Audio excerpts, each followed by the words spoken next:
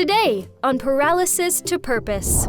I wish that I knew that who I was okay, but I was constantly being changed from my hair to the expectations of others and myself, that it didn't allow me to understand what my value was as a human being born the way that I was born.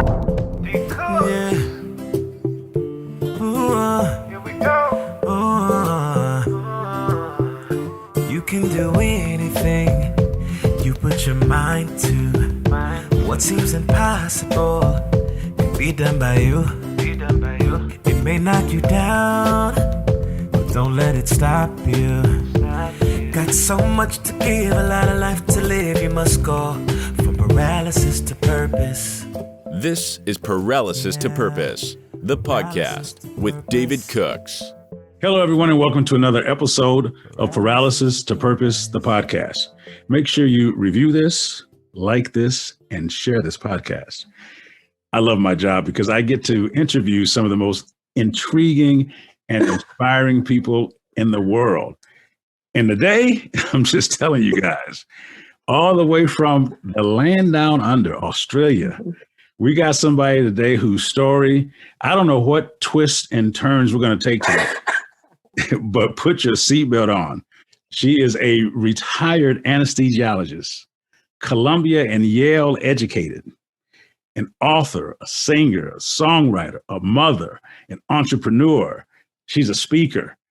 I mean, her story from paralysis to purpose is like none other.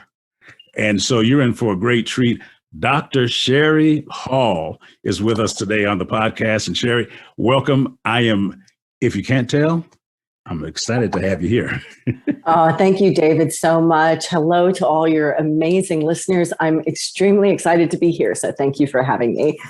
Yeah, well, you've got a book called Perfect Love, One Woman's Journey from Flesh to Faith. We're going to start because it is a great journey. I want to talk about you as a child. You grew up in upstate New York outside of Buffalo. Yes. And you fell in love with the arts at a very early age. Can you talk about that in your family? And then we'll go from there and get you through high school and all the way to medical school. I was actually born in Buffalo, New York at what was Millard Fillmore Hospital. I think it's actually gone now. To a Caucasian mother. And my father was African-American and Native American, a musician, and had just come out of the Army, had been a boxer in the Army.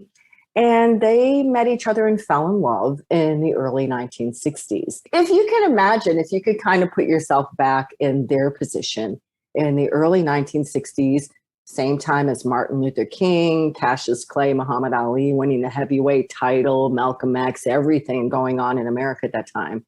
Young white girl, young black man, falling in love and having two children. So your relationship with your father is a special one. What would you say was the most significant thing that he did or how he most significantly impacted your life? It was the knowledge that I was universally and unconditionally loved for exactly the person that I was. That's a great thing. If that's the impacting thing, that's a great thing to have. You were pretty good in high school as an actor. Yeah. You played some really great roles and you got going on that. But that also began, you were struggling with a lot of things as a high school student. Yes. And that began your life in drugs and sex and other things. Yeah. How were you, because you were able to continue to live a double life for... That's a great point of phrase, a double life, because I led a double life. There's no question about that. Yeah, and you were able to manage that for a while. Yeah. And what was the tension like internally that you were dealing with? Wow. I think through most of my teenage years, I probably thought about killing myself. And I say that a little bit jokingly now, because as I reflect on it, it's just so sad. I mean, it really makes me sad that as an adolescent, I felt that I was in a position already that I didn't want to be here, that the struggle was too great. Yet, on the flip side of this, there was this power and this desire to achieve and to be and to make an impact. I had this little, devil on one shoulder, angel on the other shoulder going for decades in my life, decades. I think my struggles with my identity, my struggle with not having a father, my struggles at school, because school was a safe haven for me, but my home life was so difficult and not easy for me to comprehend at that age, that I had this internal battle going on. And my mother often described me being an angel at school and a devil at home, and she couldn't understand why that was happening.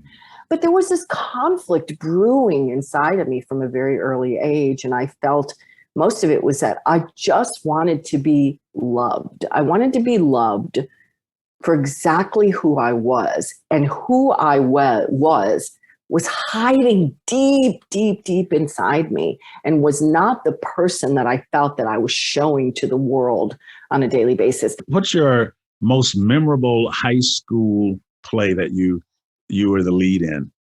I have to say that the most memorable was doing Oklahoma, because it was really my first kind of starring role. So you made it through high school, and you did very well. You were a good student, very good, and you got into Yale. And one of the things I think people think is that bright people who do well academically, that they don't have issues. No, they don't have things going on in their life. They're at Yale, or they're at a private school somewhere, and that just wasn't the case. No, that definitely wasn't the case. And yes, I did get accepted to Yale, and I'm very proud that I'm a Yalie, and then subsequently on to Columbia University. But going to Yale was part of a decision that I made. So we haven't really talked about the choice that I made.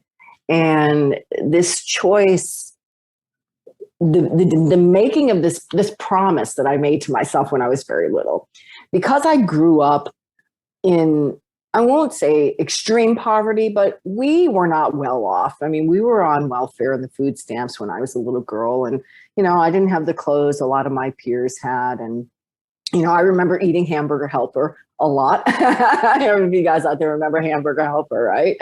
Hamburger Helper was a staple in our house. But from a very, very early age, I knew that I wanted more opportunities. I knew that I felt I was disadvantaged coming from where I came from and not having the things that a lot of people around me had. So I made a decision at a very young age, David, that I was going to do more. I was going to be better. I was going to achieve wealth. And that if I did that, if I had more money, if I had prestige, if I had significance, if I had a title, well, then of course somebody would love me and I would be considered successful. And so I made a decision at a very early age that I was going to be a doctor. It was going to be a doctor or a lawyer or, a successful businesswoman, because those are the people who I saw driving Mercedes Benzes. And I thought that was important then.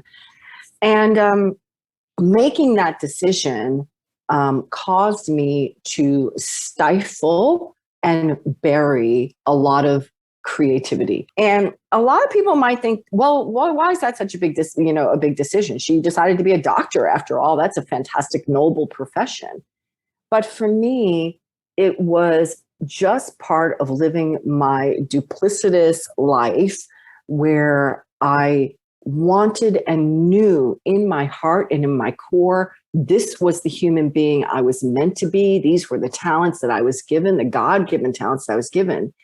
Yet I felt this need to put on this face for the rest of the world, where I had to be bigger and better and brighter and smarter. So I made the decision to go through college and medical school. But all through university at Yale, my heart was pulling me to the stage. But I want to go back to your God-given abilities and skills. We talk about paralysis to purpose here. And yes. Purpose, I believe, is you're born with purpose. I believe that there are things that you are given by God, are things that are innately in us. Why do you think we run from that so much? Because There are many of us who run from that, who did not have traumatic experiences like you had, or came from difficult backgrounds. Do you have any thoughts on why it takes us so long to just accept who we are in terms of that we have? Yes, I do. I believe it starts with self-worth and value and fear. Let's put all three of those together. So self-worth, value, and fear.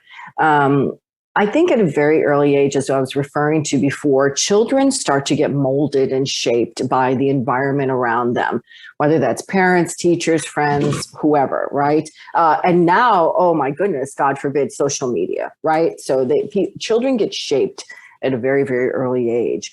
I think what was missing for me at a very early age was somebody nurturing and supporting and guiding me to what I was naturally gifted to do. There's a lot of pressure to follow a certain routine in life, right? You get born, parents start educating you on what's right and what's wrong, what you can and can't do. You go to school, by 10th grade, you have to already know what your career is in front of you. Flowers need time to grow and blossom. They need time to be nurtured and watered and drip fed so that they can learn to express the colors that they're supposed to shine out into the world and bring joy to the world. I wish that I knew that who I was okay, but I was constantly being changed, from my hair to the expectations of others and myself, that it didn't allow me to understand what my value was. Why didn't I move forward in the direction of my talents? Because I was afraid that I wouldn't be successful and that I wouldn't have enough money to survive.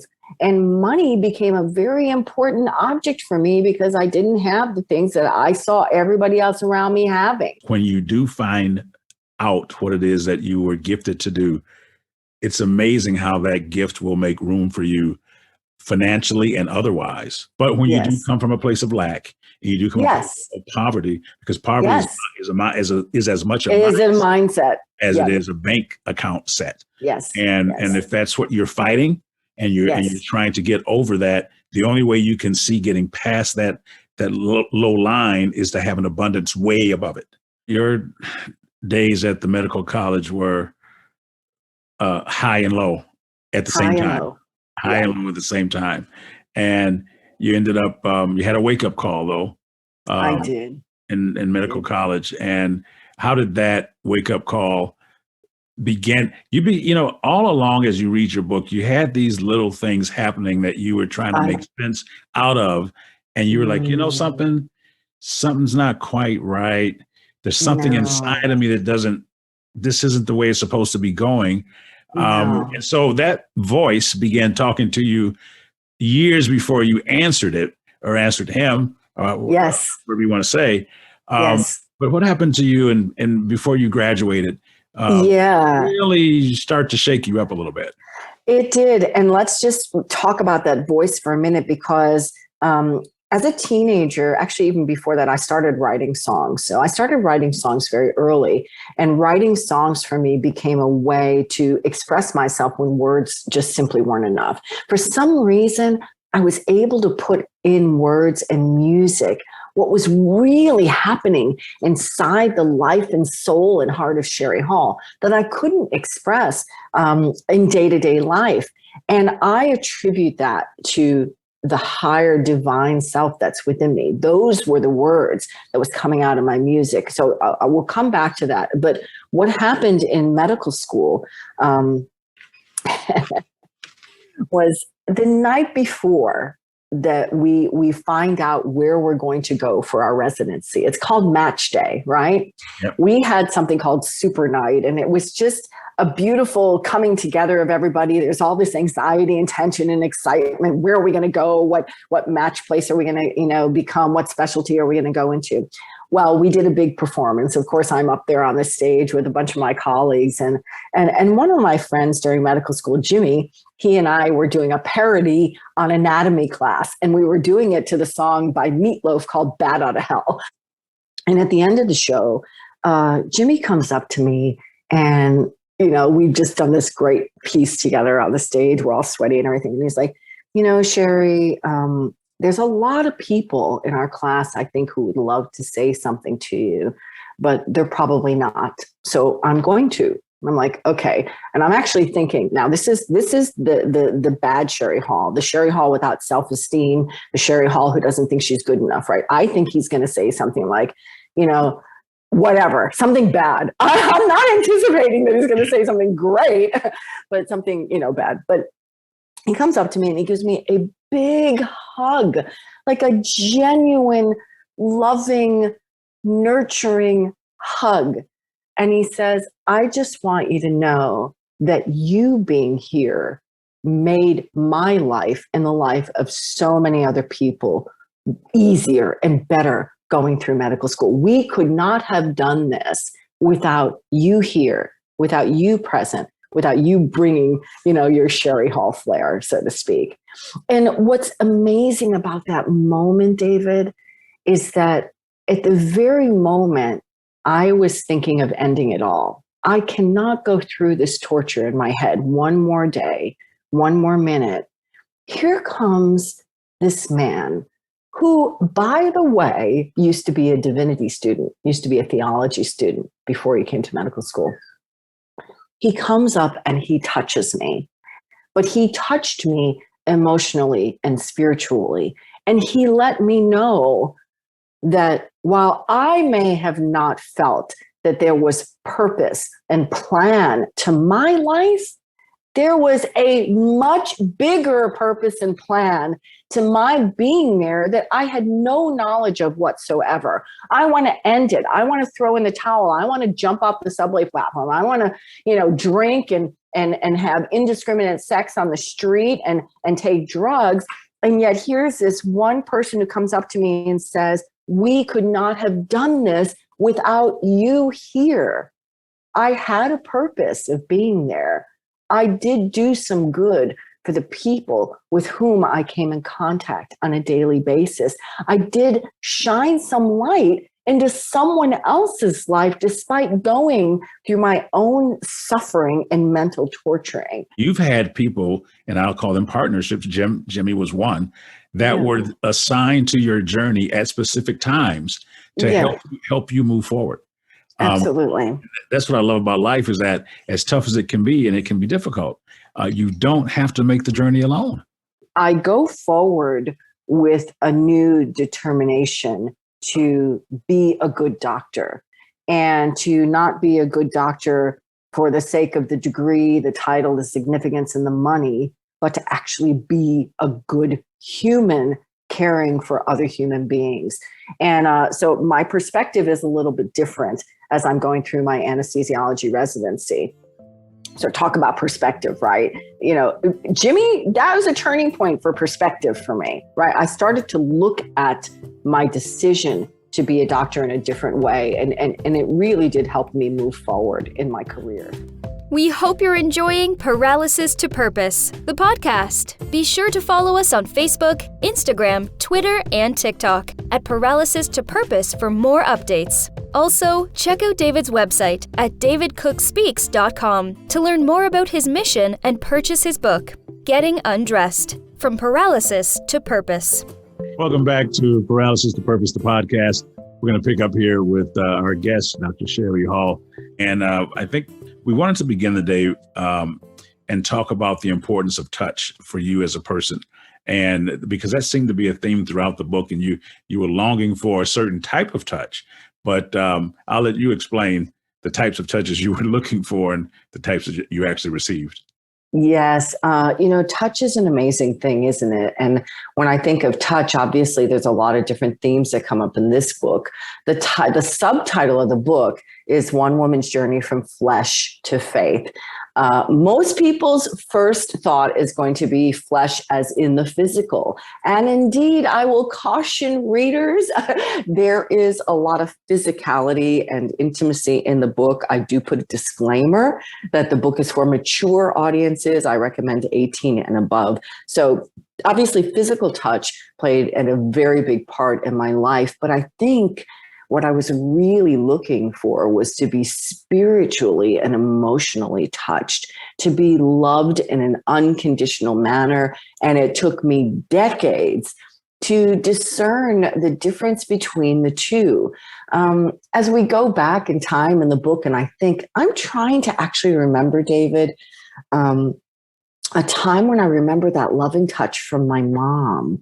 Now, I know that my mom loved me. I know that I was loved by both my parents and my stepfather, but I do not recall a moment where I vividly remember in my life a loving, hugging, unconditional warmth from my mother, which is a shame because I know it was there, but I probably blocked it out.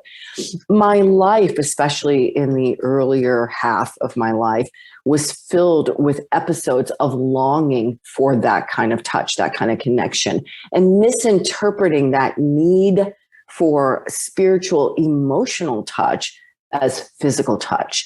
And you will see there are plenty of mistakes that I make in my life getting up to where I am now in search of that kind of touch. When we talk about spiritual touch, I was touched spiritually by so many people and a number of different characters. The cab man, the taxi man, after I had a very traumatic physical interaction on the streets of New York. I was touched by a stranger in a taxi cab, letting me know that I was okay and I actually was being watched over and guided. I just needed to recognize it. So yeah, touch played a huge part in my life and still does to this very day. So you've had angels in your life all along, and like you said, you may not have recognized it right away, but in hindsight, you're like, there's one. Yeah. Even the homeless elderly woman in the subway station, she touched me in a way that changed my perspective on the frailty of humanity. What I might just say to the listeners is touch isn't necessarily obvious. And you have to be open and receptive to receiving that touch. Whether you're in business, whether you're a mother, whether you're talking about a stranger that you meet on the street, we're human beings. Human beings crave connection. And we hope that that connection is inspiring, uplifting, and indeed inspirational, and helpful and nurturing. But you have to be open to receiving that. I think especially in the times of the pandemic, right? When we're all socially isolated and keeping our distance, 1.5, 2 meters away from people, nobody wants to touch anybody anymore. And there's something really genuine and beautiful about a handshake and about a hug and about an eye contact. And again, a spiritual or emotional touch that you give another human being. So let's pick up where we left off. You were now in Australia. Yes. You have worked all over. I mean, your credentials are impeccable, and yes. So you were able to come to Australia and settled there for a while. And this is where you got married. And let's talk about that relationship, the birth of your two children. Yes. And then from there, we're going to talk about how you moved around and you did different things in search of things. And eventually we're going to get to someone named Paul. You call Paul the apostle.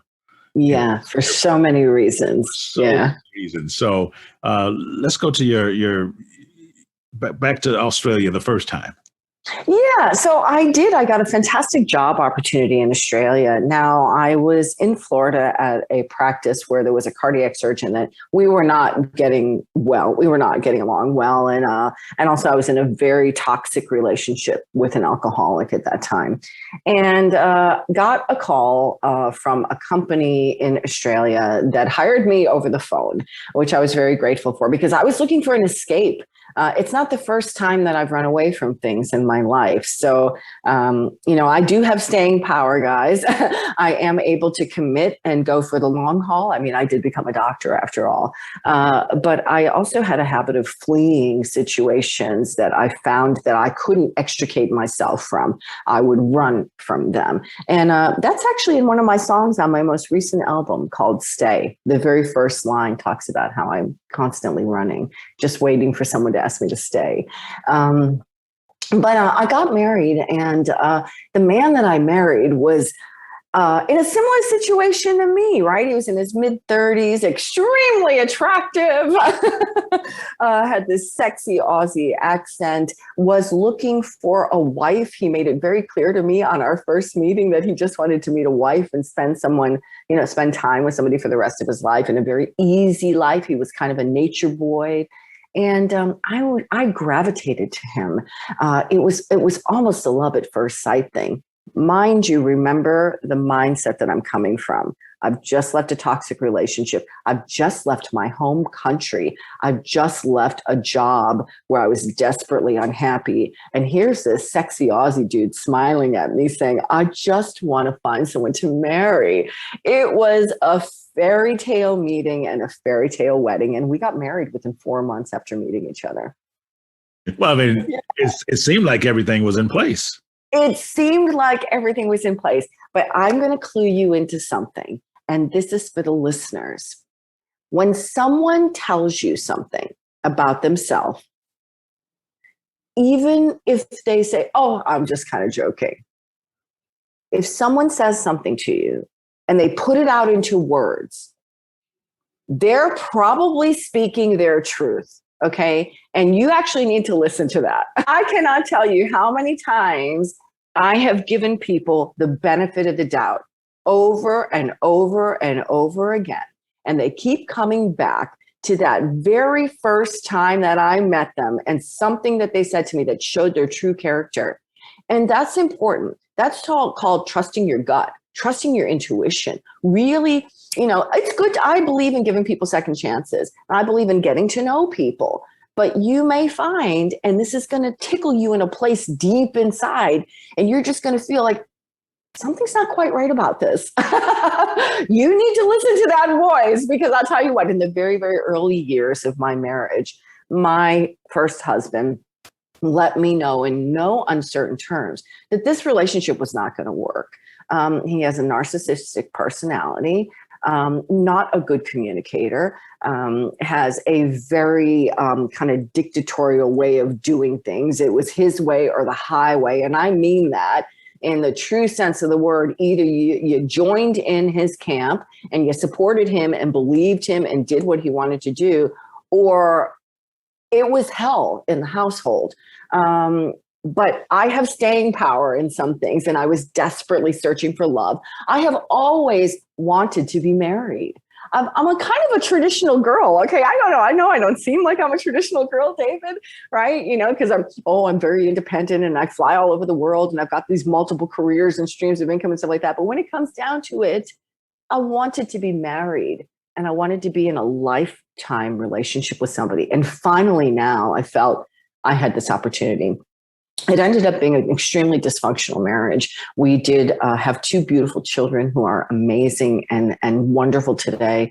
But that relationship nearly cost me my soul and my self-esteem, to the point where my mother said she didn't even recognize me at one point when she came to visit me.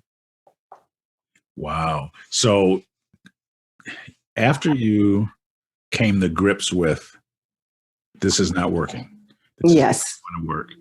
Yeah. You moved on. I did. As best you can, given as best I could. Yes, we have family now. You have daughters. Yeah. We owned property together. We have 2 children together. Obviously, I'd been living now in Australia for many, many, many years. There were so many reasons why I should have left sooner. I could have left before we had children. Like, I had the opportunity, if I'd just woken up to what he was actually revealing to me about himself and saying to me. But I was in such desperate need. And, I guess still working on my own sense of self-esteem and who I was. and my sense of value, self-worth. I wanted to be loved. I wanted to be married. I wanted to think that everything was okay and that I could stay married, unlike my mother or other people that I'd seen in my life. I wanted to be married for life. I believe in the institution of that kind of a partnership.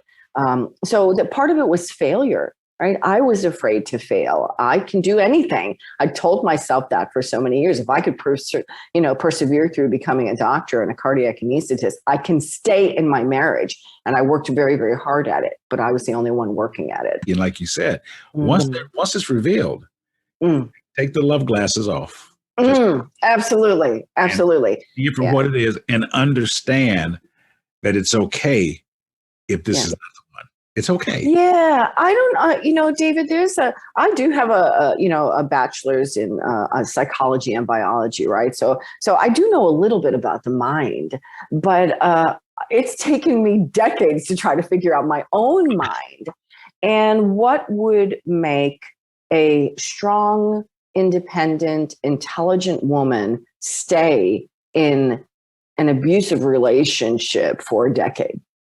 How does that happen? Now, I wasn't physically abused, but there was a lot of verbal abuse in that relationship in front of my children, which was also devastating for them and scars them to this very day.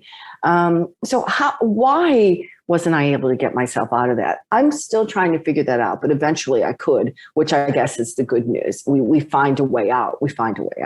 I wish I could have done it sooner, though. Yeah. Well, hey, you leave Australia, you go back to the States. I mean, you don't have trouble getting a job. That's one thing. No, I've got the pedigree. And you know what? Here's another little tip for your listeners is that it's okay to move around jobs, especially in this new age that we're in, especially the digital age where people are getting hired and doing work from home and stuff like that. However, at some point, it does become a disadvantage to you because if you look at my CV, you'll see that pretty much every year or every other year, I was moving around and accepting a new job. It's not that I wasn't capable. I'm a very good doctor and was a brilliant anesthesiologist, but I was unhappy. So, for me, after about the sixth job, on my resume, while it was a stellar resume, and I have worked all over the world in some of the greatest institutions like Walter Reed, in DC, our military hospital there. At some point, you have to start asking questions like, why can't you stay in a job for more than 3 years? I think the longest I stayed in one place was 4 years. And that was, when I was settled down, in Hawaii. So, at some time. You mentioned Hawaii. Let's talk about Hawaii because one of your angels, and this began to have real reflection, I believe, was in Hawaii.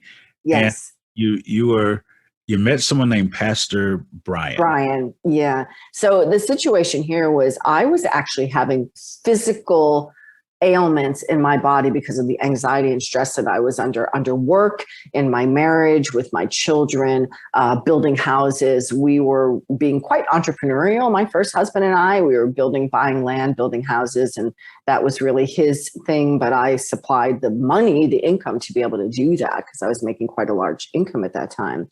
But the pressure was intense where I was working. There was a lot of internal strife in the anesthesia department where I was. And of course, I'm very unhappy, right? I'm internally unhappy. Outside, I'm, perfect mom, perfect doctor, trying to maintain my marriage and this business of building houses that we have. But inside, I was still struggling desperately. And I started to develop a cardiac arrhythmia. So I would be in the operating room and feel my heart start racing. There were even a couple of times I'd take the leads off the machine before bringing my patient into the room and put them on myself. And on the screen, I'd see my heart racing at 220, 230 beats per minute, almost to the point where I was about to faint. And this was happening regularly.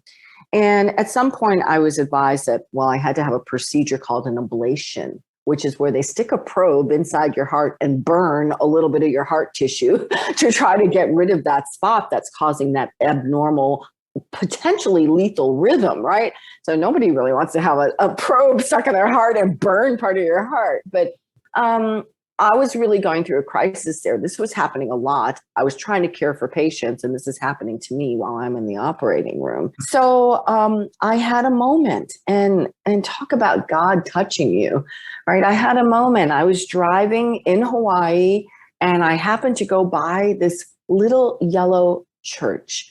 I'm not a real church person. I love God and he's in me, but I'm not a real churchgoer. And I felt compelled to pull into this church. And I just found myself there knocking on the door, the side door, this little entry in this wooden church in Hilo, Hawaii.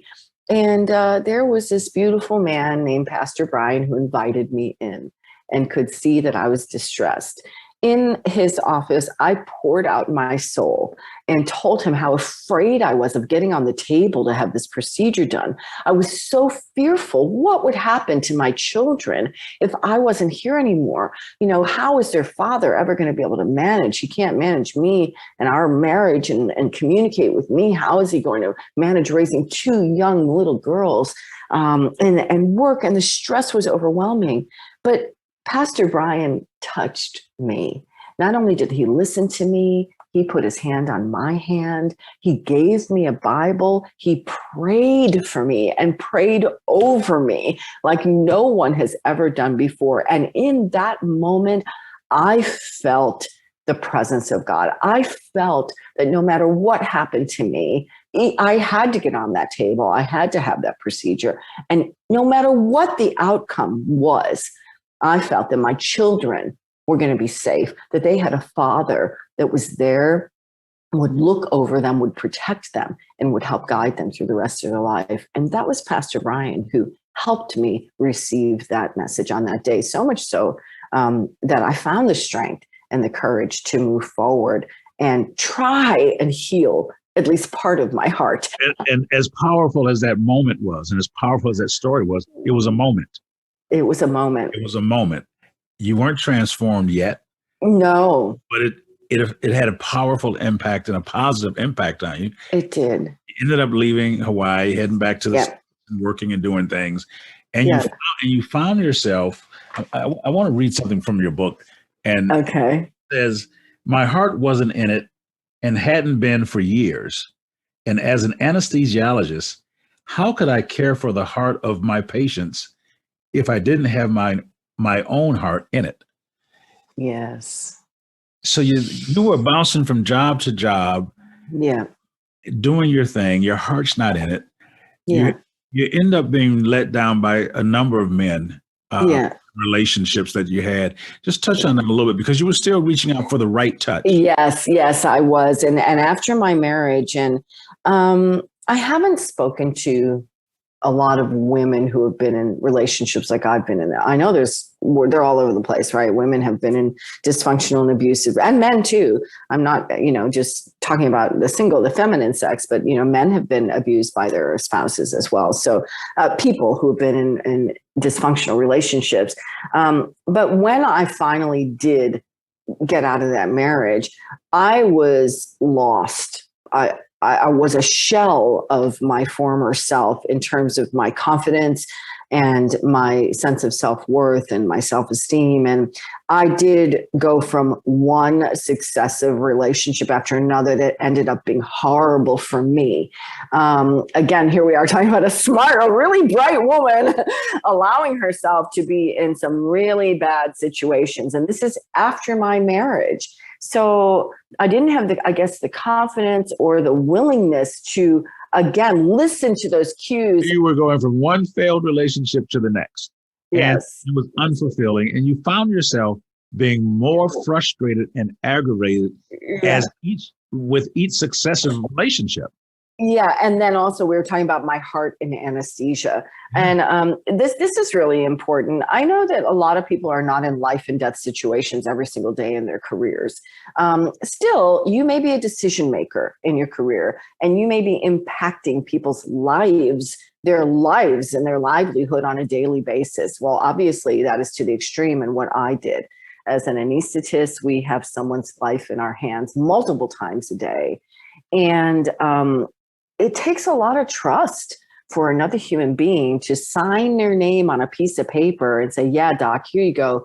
Take care of me for the next couple of hours. Take care of my soul. Take care of my physical body and my being. And that's what we do as anesthesiologists. That's extremely stressful and really anxiety provoking and on a number of different levels. But for me, there were so many times in my 24-year career where I'd walk into that operating room with such a degree of anxiety not because I wasn't capable and because I couldn't do what I needed to do to take care of this life that I had now in my hands, but because the fear of what happens if I just check out for 1 second? I mean, things can happen like in an instant in the operating room, like they can in a plane. If you think about an anesthesiologist being like a pilot, there's a period of time when you're on autopilot and everything's kind of cruising, but disaster can strike at any minute. And there were several times I had that realization. It's like, I can't be half in it. I can't even be 90% in it.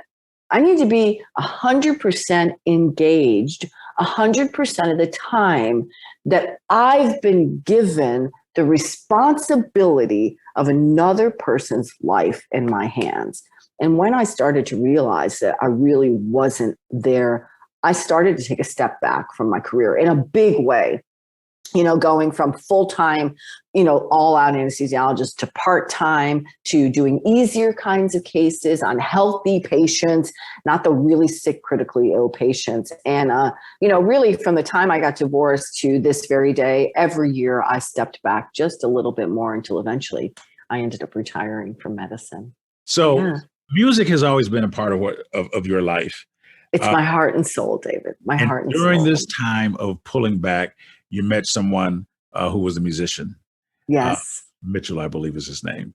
Yes. And that relationship took on a life of its own. It did. And it was birthed in the music thing. And then and then his ability to give you the attention you were looking for. Yes. When you met Mitch, but he wasn't the first real love of your life when it comes to music. No. When you were studying at Columbia. That's when you first met Paul. But he was instrumental then and identifying in you what he thought you really should be doing. Yes. I remember he tried to convince you to not go into medicine right when you were graduating. Yes. So both him and Julian is the first producer I met who introduced me to Paul.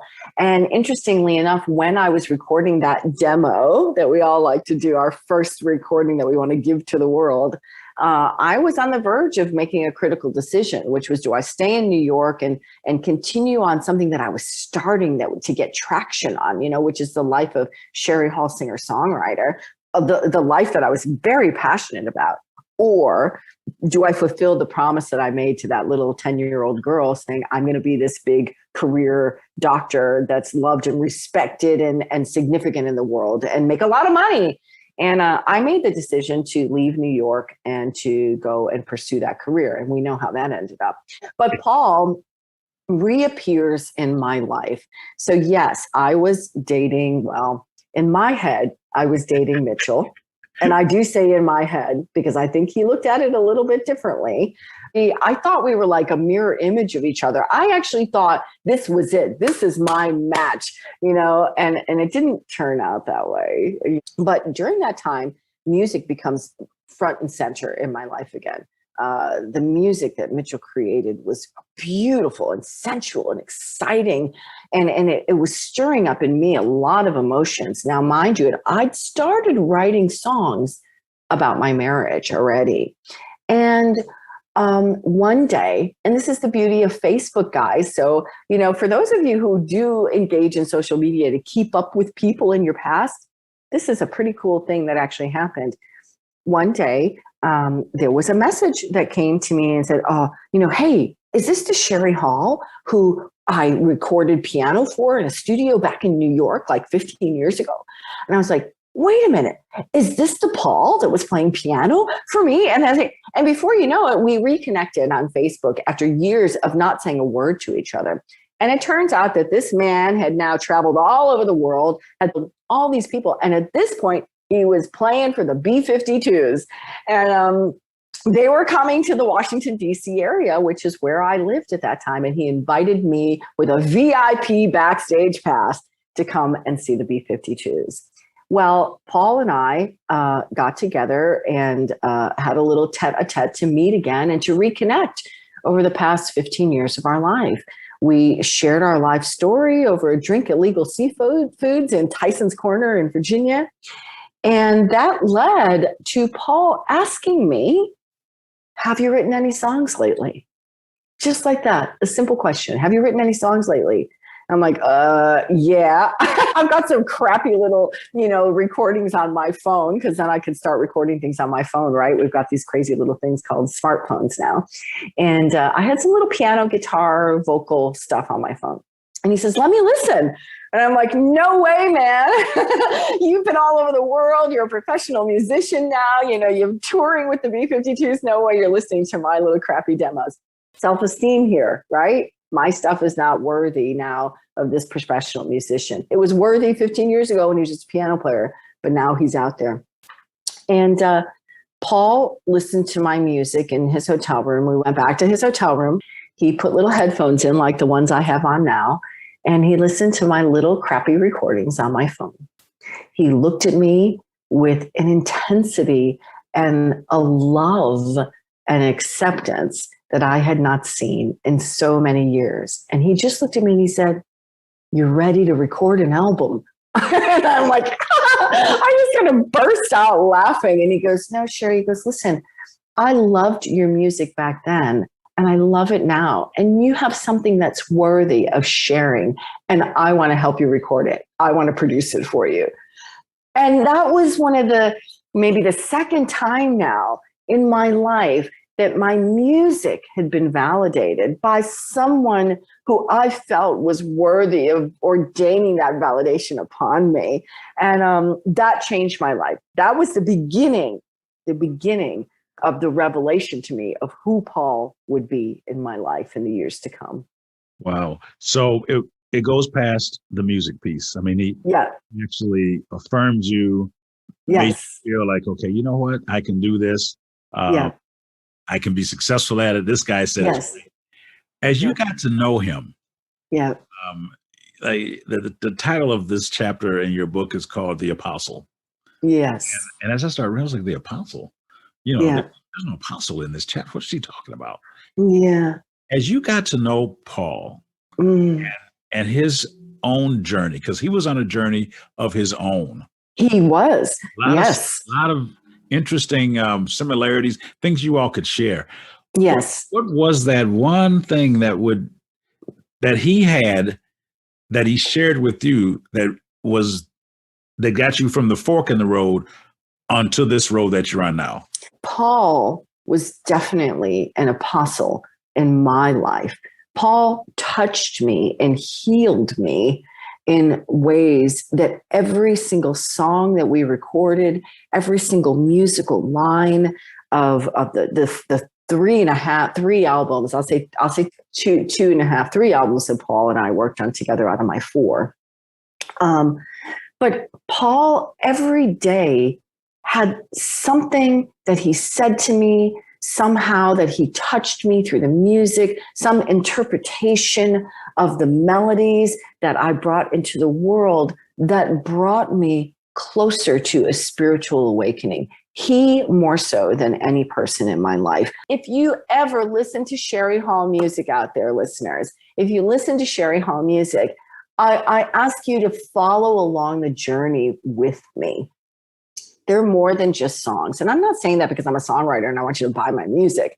I'm saying that, and it may not be for everybody, but if you listen to song number 1 on Perfect Love, and you listen to song number 12, which is called Journey, on my last album, Hope, there is a transformation that takes place in there that I only hope I can bestow onto every single person that I come in contact with who has an opportunity to share that journey and that message with me. And Paul was that person for me who said, God is in your life.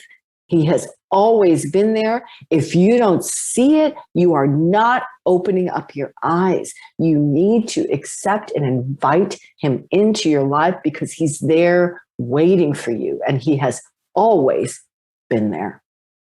You had already had an encounter with Paul.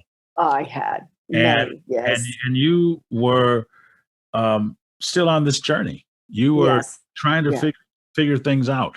In fact, you were still receiving counseling. Absolutely. After your encounter with Paul and with Rebecca. Yeah. Can you share that with us? I think sometimes people believe. Absolutely. That, once you have an encounter with God, that everything's okay, right? Okay. And we talked about it. Sometimes it's suddenly, and a lot of times it's process. Yes, that's right. Either or, but yours was a process. Mine was definitely a process. There's no question about that, David. And I think, as people go through life, you're going to find that you make a decision about something, you buy into it, you're hook, line, and sinker, you're 100%. New Year's resolution, I'm there, I'm going to get fit and healthy and strong and get to a right size body. This is it. This is the time. But what happens like a couple weeks later? There's temptation after temptation after temptation. This is, I think, the essence of the journey from flesh to faith. And when I talk about flesh, I'm not just talking about physical flesh. I'm talking about living a materialistic, human, worldly life, this present time that we have on earth, right? This flesh existence, Adam, right? We're the atom, we're the universal atom, right? Versus a more spiritual life, a heart-led life, a spirit-guided life. There's a difference there.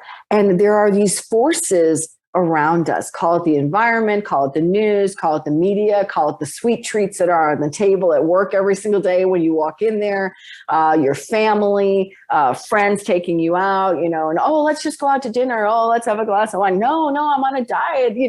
I'm really doing well. Oh, no, it's okay, honey. You can just have a little, right? There's tempters in your life. There's forces outside of you that are constantly trying to get you to change your mind and trying to get you to go back into something that is actual hell for you, right? People are constantly being drawn back into their own mental slavery, right? How many times did I try to pull myself out of medicine, but I was drawn back by the lure of the money, the prestige, the significance, right? I could go on and on and on. It was the same thing with my journey to Christ. Yes, I go to church. Yes, I've got Paul and Pastor Brian and Jimmy and the cab man and all these people in my life showing me there is a God. There is a God. There's actually a God for me in my life. But there's still, life is happening every single day around me, trying to pull me away from that perfect love that I know that I was searching for. You got fired one last time. How did you deal with that? All of a sudden now you are literally pushed to the point of having to make a decision. Exactly. And isn't that the way of life? Right? Isn't that the way that it happens? We sit on that little painful pebble in our foot, right? It's about the dog sitting there with a pebble in his foot till it gets so uncomfortable, right? We get up, we move around, we change positions, we go lay back down. Ouch, it hurts, but I can do it. I can take it. We go on to the point where it's festering and infected and telling you, this is not the life that you are being called to. Girl, wake up. When? How many times do I have to take you through this process before you listen to me? And that's what this was. This was a serious wake-up call. I'd been working at, this amazing military medical center in our nation's capital for almost 4 years. And was assured up until the last day that my contract was going to be renewed. I was working as an independent contractor, so I had an annual contract as a civilian working in the military hospital. And they had assured me, you're fine, everything's good, everything's going to be fine. Well, it wasn't fine. And as things happened, my contract did not get renewed. And here I was now again in a situation where I'm living the life now, man, David. I'm living large, right? Got a beautiful house in a very prestigious DC suburb, driving a fancy luxury car, got my kids going to great schools and in every kind of lesson possible, basketball, sending them to Stanford tennis camps and taking, really expensive holidays, and things like that. Living the life I've always dreamed of. And I get fired from the job that's providing me this life. I had to sit with it for a while and literally talk about paralysis to purpose. I think this is the clincher right here. I had to allow myself to sit in a state of inertia for about 3 to 4 months. And I couldn't do anything. I didn't know what to do. I applied for a couple of jobs during that period. Guess what? Nobody would hire me. It's the first time in my life I could not get a job. I applied for jobs all over the DC metropolitan area. How many anesthesiologists work in the DC metropolitan area? Surely somebody wants Dr. Shari Hall from Yale and Columbia. Nobody would hire me. And okay, so I'm listening, right? I'm starting to listen. I get fired from my job. Can't get another one, live in this multi-million-dollar lifestyle now that I actually can't support. And finally, it gets to be almost maybe 4 months into it, and it's my youngest daughter, my little one, Nikki, who turns to me and she says, Mama, why don't we just go back to Australia? And I'm like, why would we do that? That wasn't even on my radar at that time. I was not even thinking, let's go back to Australia. But with a discussion with my older daughter, who was just entering high school, and kind of getting her to accept the idea of going back and leaving her really good friend group and her tennis and all this other stuff, we actually made the decision to come back to Australia. Well, the inertia and the paralysis doesn't end there. When I came back to Australia, we found a little rental that had this beautiful view of the entire Sunshine Coast of Queensland. And for almost a full year, I sat still.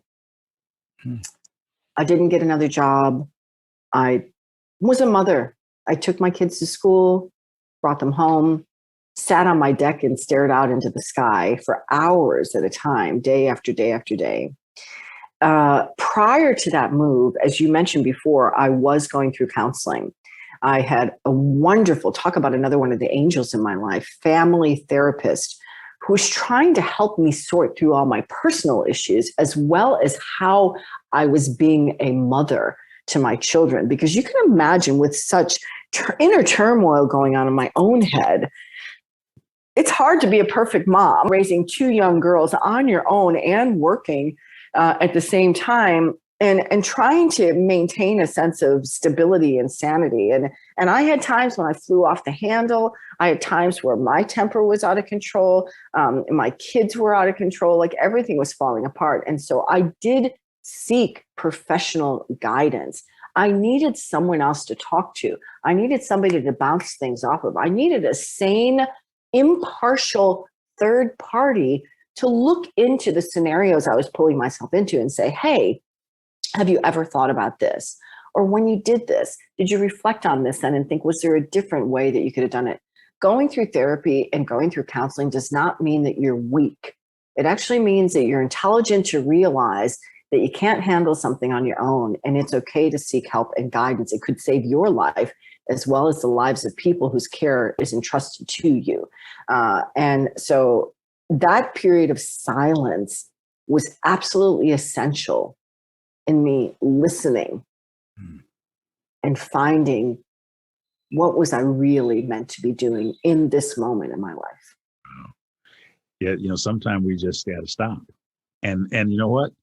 If we don't choose to stop, life will cause you to stop you. And you'll have to listen and pay attention. Absolutely. One of the great metaphors in this book happened right before you got ready to leave DC, when you had a pet animal that knocked over a glass of water onto your laptop. Yeah. And it destroyed everything that you Yes. everything that you had. Now the last little bit of evidence of yesterday Yes. was now gone. If you choose to make this step and to take this journey, you have to leave things behind. You've got to step out of that self that you were and step into a new life, a new creation. And I was on the verge of being able to do that, but I still wasn't committed. I still didn't take the leap, right? Mm-hmm. Well, here's my beautiful little puppy dog. Yes. Now, mind you, I got to set the scene. I'm sitting on the floor of an empty house. I've sent my kids ahead to Australia to live with Rebecca while I'm selling everything. Selling the car, selling the furniture, clearing the house, getting ready to move back to Australia. And I'm sitting on the floor in the middle of what was my dining room. There's a mattress, my drink by my laptop, and my laptop. And I'm just tidying up the ends. It's a couple of days before I'm getting on the plane. Ozzy, my little puppy's getting ready to go to a new home. My 2 kitty cats. Well, Ozzy's running around the house, chasing the cats, chasing a ball, just doing her thing, being a puppy before she's waiting for her new owners to come and pick her up. I'm sitting on the floor in front of my laptop. And what happens? Ozzy knocks that cup over right onto my laptop. Now, mind you, I hadn't backed up anything. The screen went to gray, and in the center of it was a question mark. I made 4 or 5 different calls that day, and none of them felt optimistic about retrieving the information that was on the laptop. Mind you, I had my photos, music files, documents, medical information, certificates, everything is on my computer, right? And it was wiped clean. The slate was wiped clean. Well, I want to read this paragraph. Okay. And it's right during this situation. It said, but then it dawned on me. Things in that moment were exactly as they were supposed to be. The slate had been wiped clean.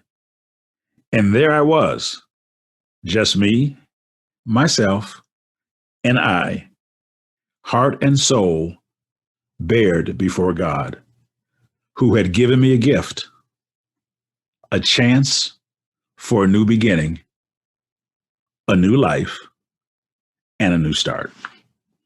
With all that you had gone through, all of the from childhood to the present day, the bad relationships, the divorce,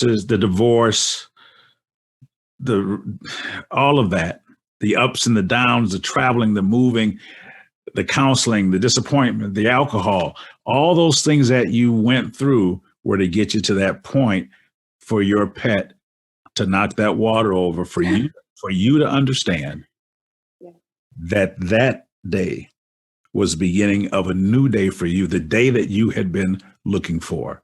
What a story of paralysis to purpose. Like, I actually get tears in my eyes right now as I think about that moment, because it really was in every way devastating. Like, I thought, oh my God, like everything is gone.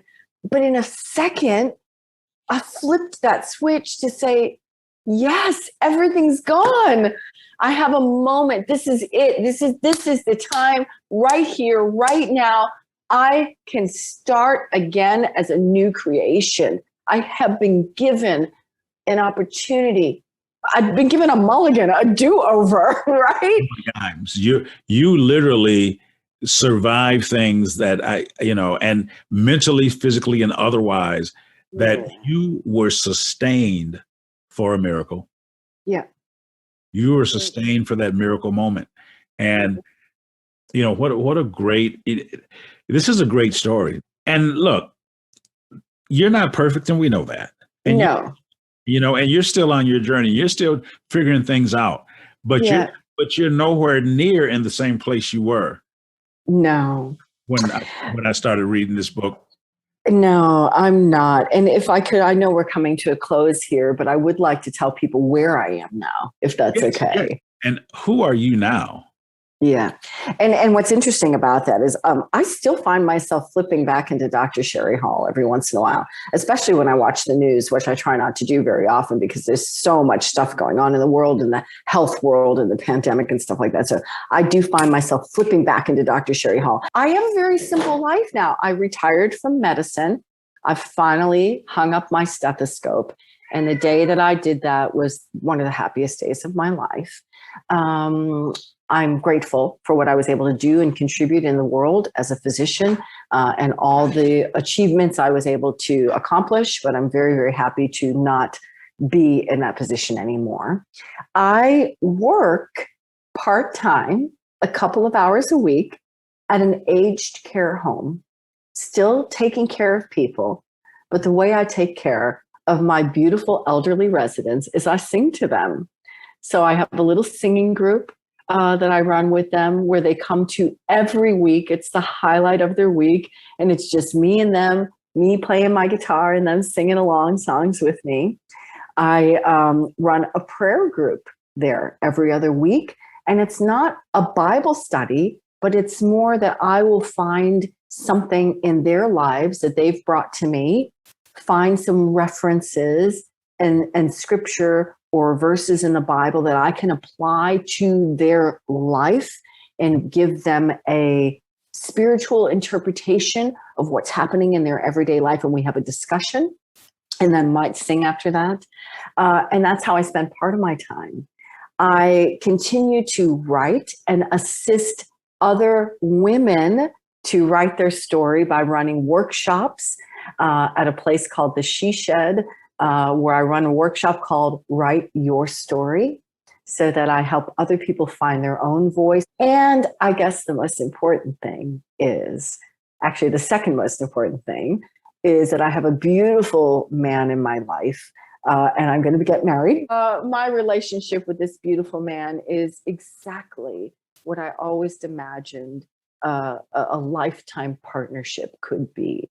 And then, of course, the most important thing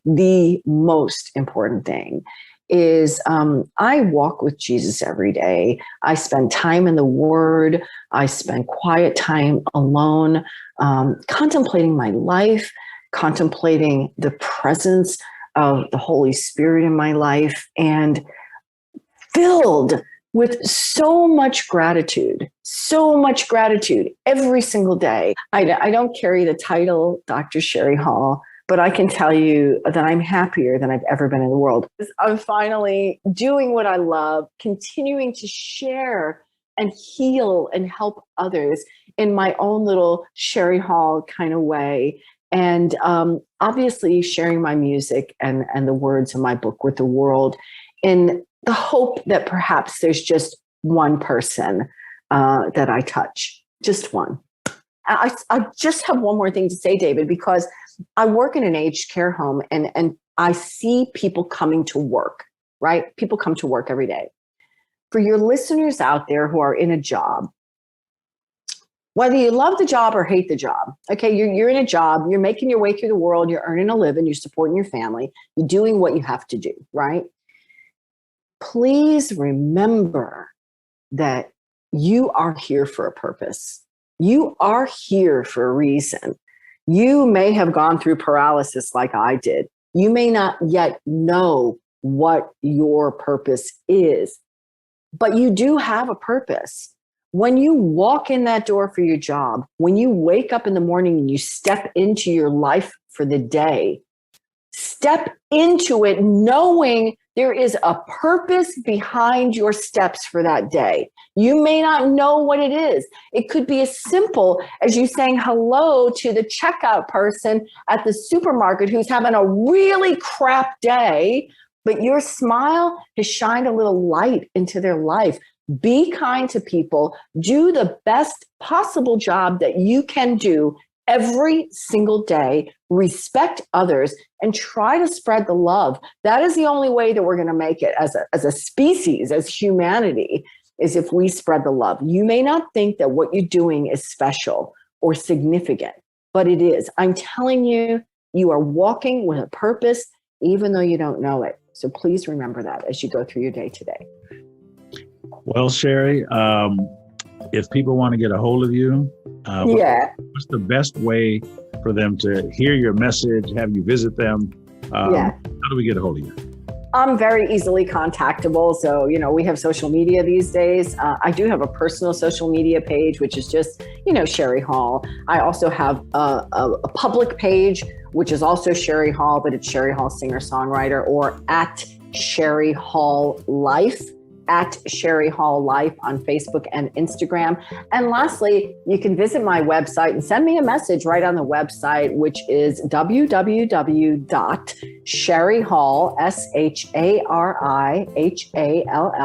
SHARIHALL.com. Fantastic. Until next time on Paralysis to Purpose, the podcast.